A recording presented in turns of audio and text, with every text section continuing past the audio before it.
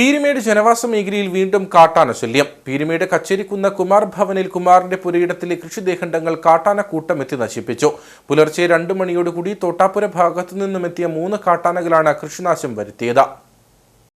ഒരിടവേളയ്ക്ക് ശേഷമാണ് പീരുമേട്ടിലെ ജനവാസ മേഖലകളിൽ കാട്ടാനകൾ വ്യാപക കൃഷിനാശം വരുത്തിയിരിക്കുന്നത്. പീരുമേട് കച്ചേരിക്കുന്ന കുമാർ ഭവനിൽ കുമാറിന്റെ പുരയിടത്തിലെത്തിയ 3 കാട്ടാനകൾ കപ്പ, വാഴ, തെങ്ങ്, കവുങ്ങ് തുടങ്ങിയ കൃഷിദേഹണ്ഡങ്ങളും ഇവരുടെ വാട്ടർ ടാങ്കും നശിപ്പിച്ചു. വലിയ ശബ്ദം കേട്ട് കതക് തുറന്നപ്പോഴേക്കും കാട്ടാനകൾ ഇവിടെ നിന്ന് മറ്റൊരു ഭാഗത്തേക്ക് പോയതായും വീട്ടുകാർ പറഞ്ഞു.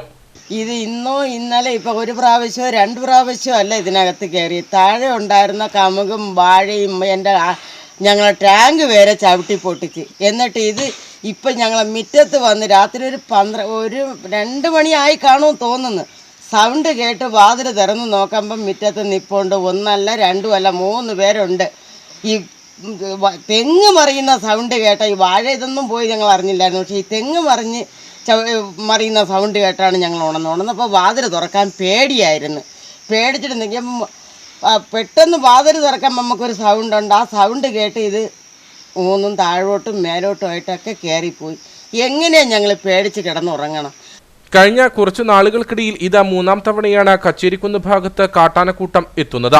വന്യമൃഗശല്യം രൂക്ഷമായതിനെ തുടർന്ന് മുൻപ് പീരുമേട് ഗ്രാമപഞ്ചായത്തിന്റെ നേതൃത്വത്തിൽ വനംവകുപ്പ് ഉദ്യോഗസ്ഥരെ ഉൾപ്പെടെ വിളിച്ചു ചേർത്ത് സർവകക്ഷി യോഗം ചേർന്നിരുന്നു. യോഗത്തിലെ തീരുമാനം അനുസരിച്ച് ഹാങ്ങിങ് ഫെൻസിംഗ് ഉൾപ്പെടെ സ്ഥാപിക്കുമെന്നുള്ള വനംവകുപ്പിന്റെ പ്രഖ്യാപനവും പാഴ്വാക്കായിരിക്കുകയാണ്.